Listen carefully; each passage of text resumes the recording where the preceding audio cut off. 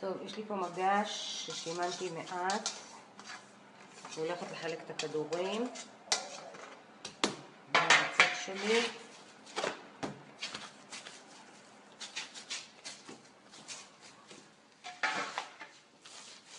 חלקתי אותו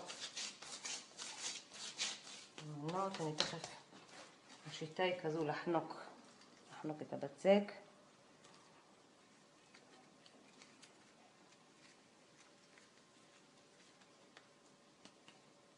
ככה הכדורים נראים. מניחה במגש.